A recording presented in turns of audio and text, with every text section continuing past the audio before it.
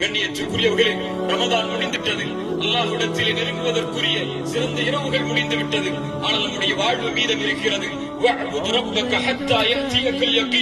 மரணம் வரும் வரை நபியே அல்லாஹ்வை வணங்குவீராக, அல்லாஹ்வை வணக்க வழிபாடுகளை கொண்டு நெருங்குவீராக என்று அல்லாஹ் ரப்பல் ஆலமீன் அல்லாஹ்வுடைய தூதர் முஹம்மது ரசூலுல்லாஹ் ஸல்லல்லாஹு அலைஹி வஸல்லம் அவர்களுக்கு அல்லாஹ் கட்டளையிடும் போது நாம் எல்லாம் எம்மாத்திரம் யாரெல்லாம் ரமதானுக்கு பிறகும் தொழுகையை நிலைப்படுத்தினார்களோ, யாரெல்லாம் ரமதானுக்கு பிறகும் குர்ஆனை நிலைப்படுத்தினார்களோ, யாரெல்லாம் ரமதானுக்கு பிறகும் அல்லாஹ்வை நினைவு கூறுவதை நிலைப்படுத்தினார்களோ, யாரெல்லாம் ரமதானுக்கு பிறகும் அல்லாஹ்வை நின்று வணங்குவதை நிலைப்படுத்தினார்களோ, அவர்களுக்குத்தான் இந்த ரமதானுடைய கூலியை அல்லாஹ் ரப்பல் ஆலமீன் முழுமையாக கொடுப்பான்.